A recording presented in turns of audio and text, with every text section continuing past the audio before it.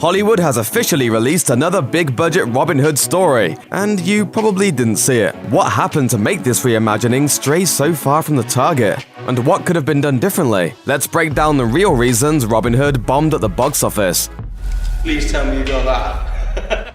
Robin Hood attempted to revive a classic folktale with style and flair. With a cast including Taron Egerton, Jamie Foxx, and Jamie Dornan, the movie tries to tell a dark and gritty origin story along the lines of Batman Begins. The movie's modern approach includes over-the-top combat scenes with automatic crossbows, explosions, and super stylish archery. Robin Hood himself is given a personality upgrade too. The outlaw has long been understood to be a champion of the commoner, but now he's a class war leading revolutionary with a puzzling modern wardrobe. This is a departure from your father's Robin Hood. It just had a dope twist to it.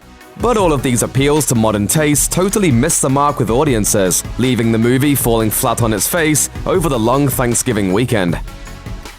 No matter how you look at it, Robin Hood was off to a disastrous start, only claiming the number 7 spot at the domestic box office in its first weekend of release. In the United States, it brought in just over $14 million against a budget of reportedly close to $100 million.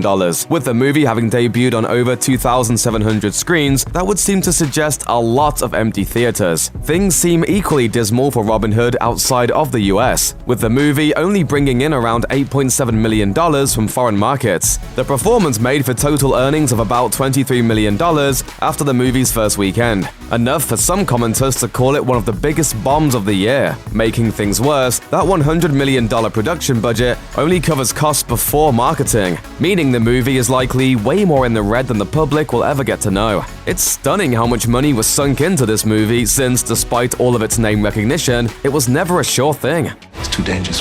But the danger's what makes it fun.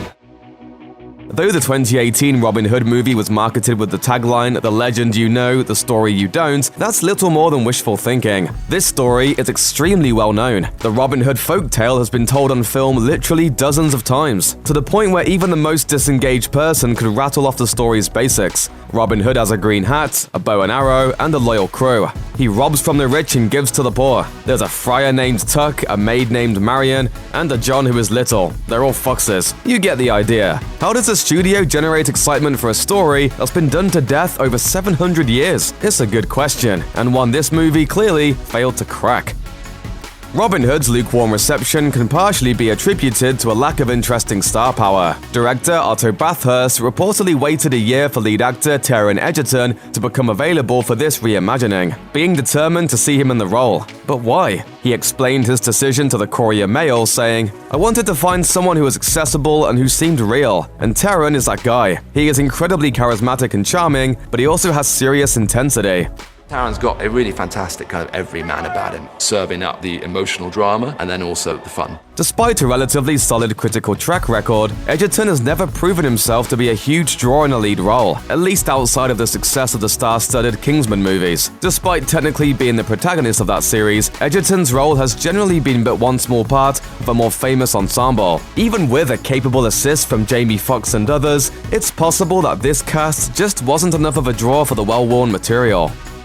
If Robin Hood had come out during a barren weekend in January, it might have stood a chance. Instead, it made its debut during one of the most packed release windows of the whole year and got trampled. Coming in at number 1 over the long Thanksgiving weekend was Ralph Breaks the Internet, the Wreck-It Ralph sequel that stomped its competition with the second best Thanksgiving opening ever. The movie also debuted below Creed 2, The Grinch, Fantastic Beasts 2, and Bohemian Rhapsody. It even performed worse than the modestly budgeted Mark Wahlberg comedy Instant Family, which was holding onto 6th place in its second week during Robin Hood's rollout. Apparently, all 6 of these movies are more compelling options for holiday moviegoers, once again suggesting that audiences really don't care about the Robin Hood story anymore.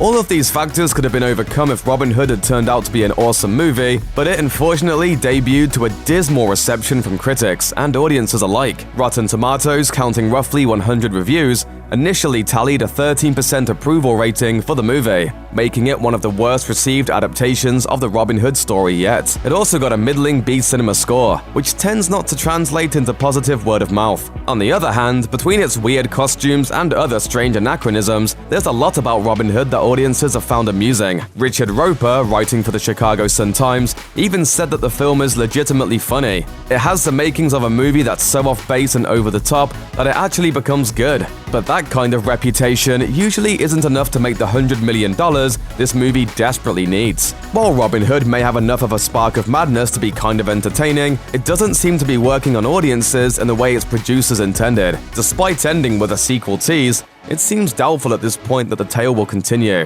Hopefully, the next people who try and make a movie out of Robin Hood take the hint. We know this story already. Maybe it's just time for something new.